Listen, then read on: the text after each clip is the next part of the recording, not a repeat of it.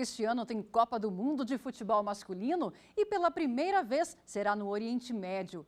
A abertura está prevista para novembro de 2022 no Catar. No Como Funciona Aí de hoje, vamos saber um pouco mais sobre o legado da Copa em países sede. Por trás de um dos maiores eventos esportivos do planeta, existem leis gerais que envolvem vários setores produtivos e de infraestrutura de um país. Vamos à Alemanha, à África do Sul e ao Catar, onde brasileiros contam o que mudou e o que está mudando por causa do Campeonato Mundial. Começamos com a Alemanha. Vamos conversar com o Fábio, que é estudante e mora em Berlim. Entre as melhorias da Copa da Alemanha em 2006 está o sistema de transporte.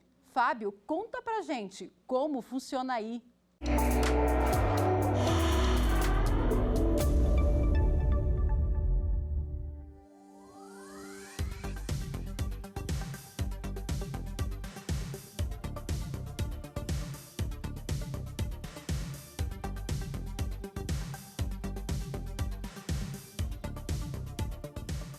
Olá, eu me chamo Fábio de Souza, eu tenho 27 anos e estou morando há pouco mais de 7 meses aqui em Berlim, na Alemanha, e fui convidado pela produção do Como Funciona Aí para mostrar um pouquinho do legado da Copa de 2006 aqui na cidade.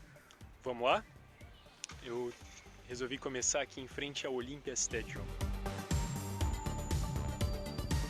O Olympia Stadium foi palco de 6 dos jogos do Mundial de 2006, entre eles a estreia do Brasil contra a Croácia, onde o Brasil felizmente saiu vitorioso, e a final do Mundial, onde a França disputou o primeiro lugar contra a Itália.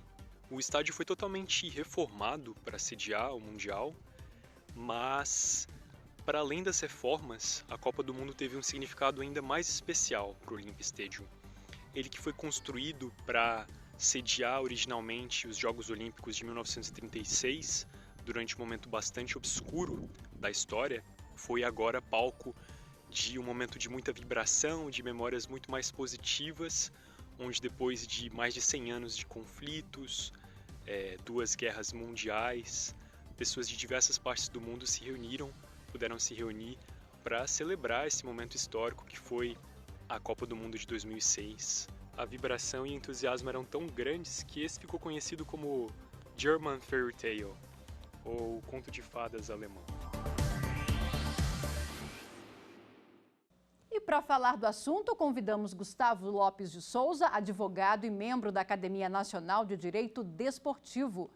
Doutor Gustavo, seja muito bem-vindo ao Como Funciona Aí. Doutor Gustavo, como foi esse legado da Alemanha em relação ao legado que nós herdamos aqui no Brasil? O legado é muito grande. A Alemanha, que em 1989 gritou, somos um povo. A Copa da Alemanha significou muito mais do que o futebol. Para o povo alemão, foi a oportunidade definitiva de mostrar para o mundo que eles são uma só Alemanha, um só povo. A Alemanha não conquista o título, a Alemanha sequer chega à final, mas ela mostra ao mundo a força do país como nação. Doutor Gustavo, existe toda uma movimentação jurídica em torno de uma Copa. E no Brasil a gente teve a Lei Geral da Copa e outras mudanças. Quais foram? Aqui no Brasil a gente teve a Lei Geral da Copa, que foi a lei que, no final das contas, reintroduziu no futebol brasileiro o consumo de bebidas alcoólicas nos estádios de futebol e mais, trouxe para o Brasil questões super relevantes para o cenário esportivo, como marketing de emboscada, como a regulamentação de eventuais propagandas e marketings ilegais, pegando carona nos eventos esportivos. Aqui no Brasil, como ocorreu na África do Sul, na Espanha em 82, na Rússia em 18, e esperamos que ocorra no Catar, foi uma oportunidade do Brasil conhecer a cultura, não só a cultura de atos de cada povo, mas inclusive a cultura legislativa de vários países do mundo. Vamos voltar para a Alemanha. Desta vez o Fábio nos apresenta uma amiga alemã, a Evita, que nos conta um pouco das lembranças do Mundial. Vamos ver?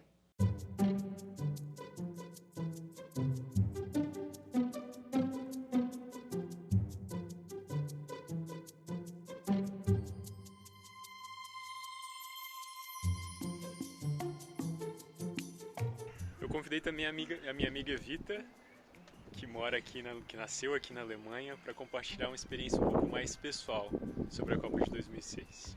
Olá, o meu nome é Vita, eu tenho 24 anos, eu nasci perto de Frankfurt, mas agora eu moro em Berlim. Quando a Copa do Mundo, em 2006, aconteceu, eu tinha 9 anos. Eu me lembro que a gente se emocionou muito. A maioria dos alemães se preparou para assistir os jogos com a família e muitos amigos. Depois disso, se tornou uma tradição organizar esses grandes eventos na casa e nas jardins da gente. Senti que até mesmo as pessoas que não eram particularmente interessadas no futebol estavam obcecadas de assistir aos jogos e torcer junto. Lembro-me de coisas específicas, por exemplo, os meus irmãos que pintavam os seus cabelos com as cores da bandeira alemã. E a minha mãe, que apesar de não ser grande fã de futebol, de repente quis assistir todos os jogos. Acho que a sociedade alemã, em geral, se tornou um pouco mais fanática e interessada no futebol por causa da Copa do Mundo em 2006. Eu estou agora aqui no coração da cidade, pertinho da Fernsehturm, onde fica localizada a Hauptbahnhof, a estação central de Berlim. Certamente um dos maiores legados da Copa de 2006 foi a inauguração de uma parte muito importante da infraestrutura da cidade e a modernização da malha ferroviária. As obras de construção da Hauptbahnhof foram iniciadas em 1990, mas foi a Copa do Mundo que deu um pontapé para que a estação fosse inaugurada em 2006 e pudesse oferecer a infraestrutura adequada para um evento desse porte. Durante o Mundial, mais de 500 mil de pessoas circularam diariamente por essa estação. A estação inaugurou também a era dos ICEs, o serviço ferroviário de alta velocidade que conecta diversas das cidades mais importantes da Alemanha, como Berlim, Hannover e Hamburgo, a uma parte significativa de outros 6 países da Europa, incluindo a Áustria, a Bélgica, os Países Baixos, a Suíça e a França. Esses veículos possibilitaram viagens mais curtas e confortáveis, podendo chegar a uma velocidade de até cerca de 400 km por hora. Toda essa infraestrutura que contou com o impulso da Copa de 2006 segue em plena operação, trazendo maior agilidade para o dia a dia na Alemanha.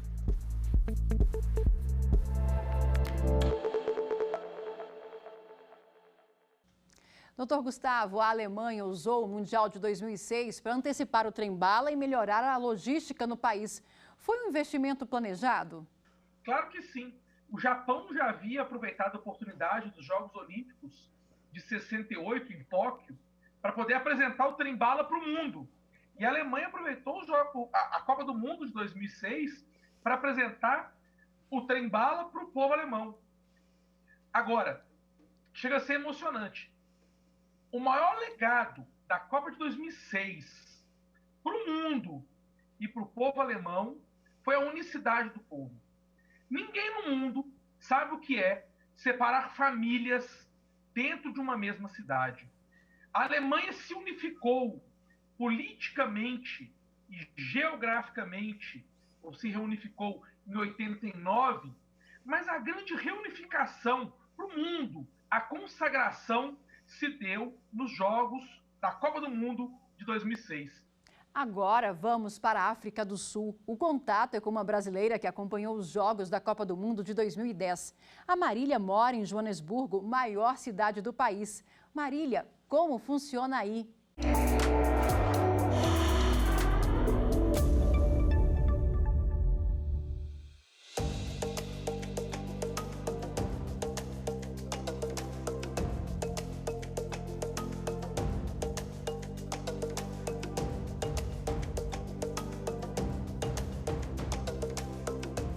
Olá, meu nome é Marília Martoni, eu moro aqui na África do Sul, em Joanesburgo, há mais de 15 anos.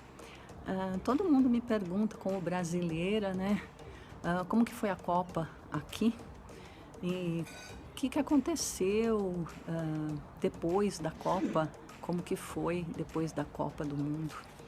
Então, o legado muito importante da Copa foi, primeiro, que foi o primeiro evento mundial que a África do Sul abrigou depois da era do Apartheid. Então, os estádios da Copa já existiam, alguns já existiam, outros não. Outros foram construídos especialmente para a Copa. E o legado desse evento mundial foi muito importante, mas muito importante mesmo, para a infraestrutura de Soweto, que seria um bairro aqui meio afastado da cidade e que era um gueto na época do Apartheid. Então foi emocionante, eu acho que para todo mundo assistir os jogos da Copa foi um meio de integrar a população, porque os sul-africanos todos gostam muito de esportes, mas muito mesmo. Então eles gostam de futebol e eles amam a seleção brasileira. E depois da Copa também apareceram bastante escolas de futebol. Eu mesma conheço vários donos de escolas de futebol. Uma infraestrutura muito boa foi montada e que é mantida. Os estádios, todos os estádios, inclusive os que já existiam e que foram adaptados, também sempre foram centro de esportes, de todos os esportes, não só de futebol. Eu fui assistir alguns jogos antes, né, da Copa, aquele famoso jogo entre África do Sul e Brasil, onde uma criança invadiu o campo e o Neymar pegou no colo. Foi muito lindo. Então, eu acho que o esporte é uma maneira de você integrar todos os povos, não é?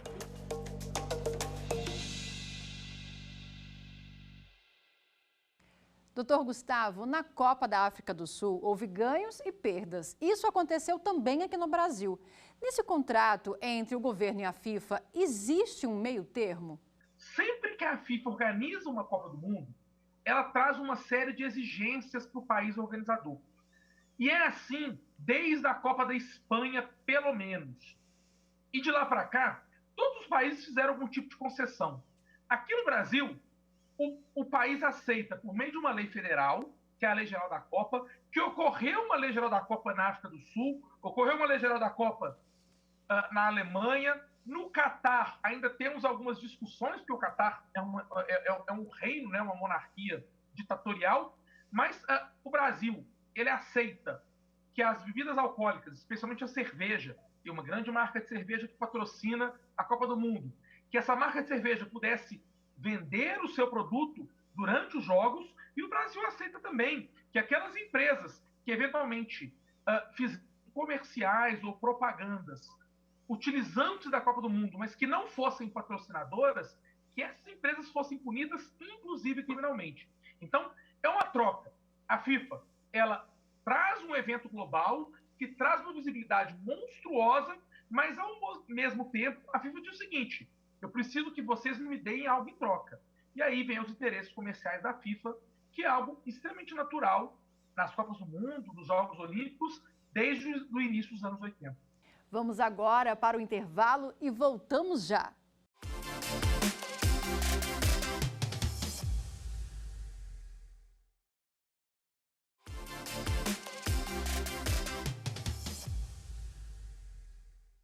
O Como Funciona Aí está de volta e você já viu o legado deixado pela Copa do Mundo na Alemanha e na África do Sul. Agora vamos para a bola da vez, a Copa do Mundo do Catar. A gente vai para Doha falar com a Jordana, que estudou na capital do Catar e hoje é produtora de audiovisual.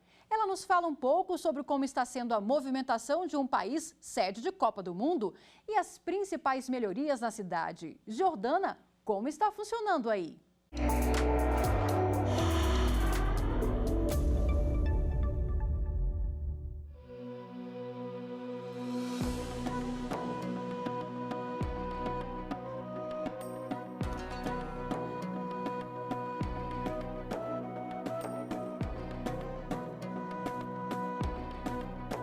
Oi gente, tudo bem? Meu nome é Jordana Bido, eu tenho 24 anos, eu sou natural de Novo Hamburgo, no Rio Grande do Sul, e eu acabei de me formar na Northwestern University aqui em Doha, no Catar.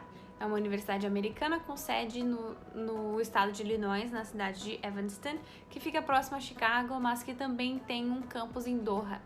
Então eu vim aqui conversar um pouquinho com você sobre os preparativos do país para abrigar a Copa do Mundo de 2022 e um pouco da minha própria experiência morando aqui há 4 anos.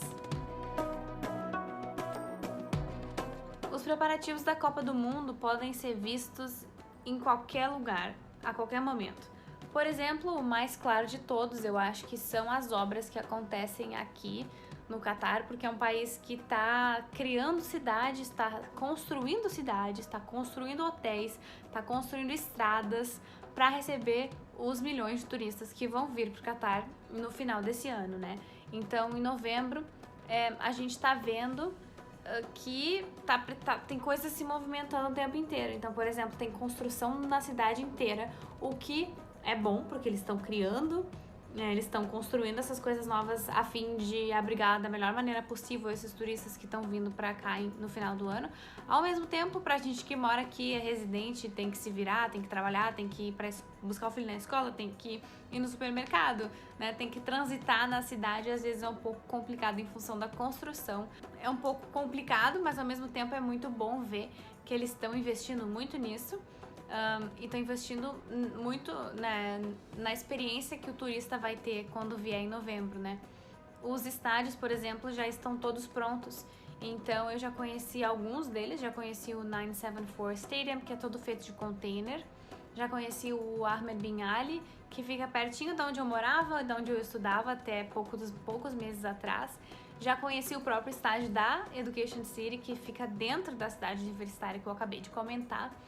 Inclusive, eu morava no dormitório estudantil e saindo do dormitório à esquerda eu pegava uma rua reta dentro do próprio campus e chegava no estádio. Então, algumas partidas eu já vi ali dentro do Education City Stadium em 4 anos, ou desde quando foi anunciado que a Copa seria aqui, né?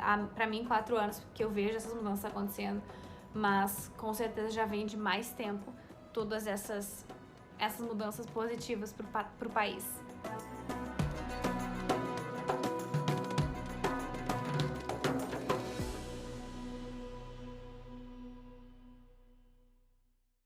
Voltamos a falar aqui com o Gustavo Lopes de Souza, advogado e especialista em direito desportivo. Doutor Gustavo, a Jordana destacou a infraestrutura, mas existem pontos polêmicos, como a violação de direitos humanos por trabalho escravo, a questão da proibição da bebida e manifestações LGBTQIA+, por ser um país de maioria muçulmana. Como é que eles estão lidando com tudo isso?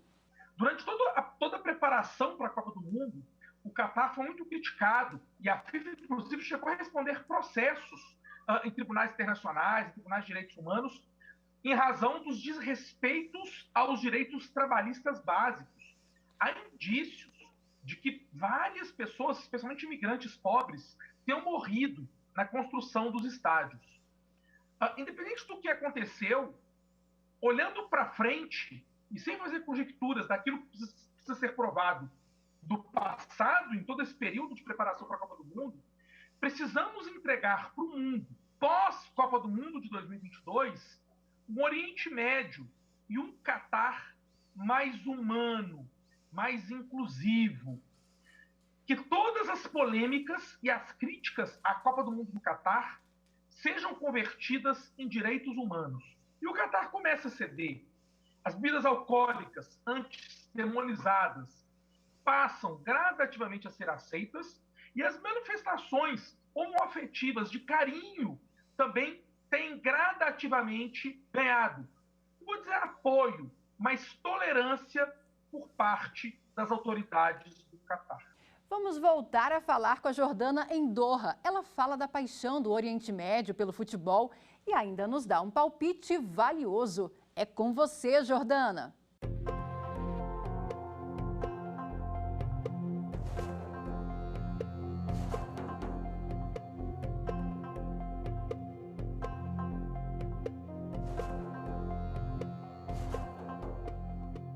Eu acho que a população de Doha os locais e os expatriados, né, as pessoas que moram aqui, que têm visto de emprego, de estudo, estão super animados para o Mundial.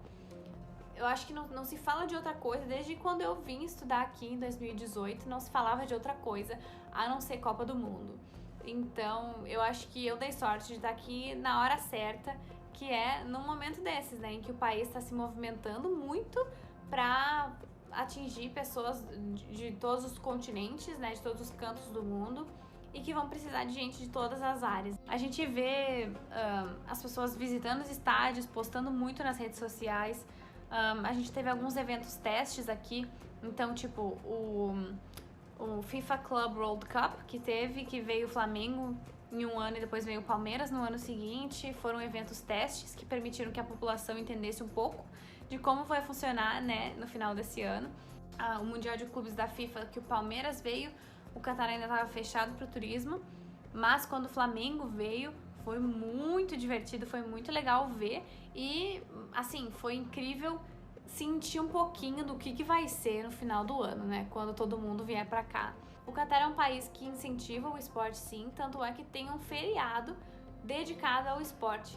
Então, eles motivam as pessoas, os residentes daqui, os locais, os próprios catares ou os internacionais a praticarem esporte. Eu acho que é um pouco complicado, mas não é que inibe, não é que proíbe as pessoas de praticarem esporte, mas o clima que é muito quente, né, durante o verão. Então acho que só tem que ter um pouco de mudar um pouquinho ali onde que se treina, onde que se pratica os esportes, mas sim. Inclusive tem muito brasileiro jogando futebol aqui em Doha. Tem muito brasileiro jogando em vários times, não necessariamente só de futebol, mas também vôlei. A população é apaixonada por esporte, sim, e eu acho que todo mundo tá super, hiper, mega animado para receber tanto os outros amantes de esporte como eles aqui em novembro. O Catar é um país pequeno, que ainda falta infraestrutura, ou melhor, faltava antes, né, deles começarem a realmente se preparar para isso. Então a gente fica um pouco apreensivo, né, do que esperar dessa massa de gente que vai chegar aqui em novembro, mas ao mesmo tempo a gente tá com expectativas muito altas pro Brasil vir e fazer bonito e levar o Hexa. Nessa época vão parar as escolas, os trabalhos, alguns vão parar para que a população realmente tenha essa oportunidade de imersão total no Mundial, que é o primeiro no Oriente Médio.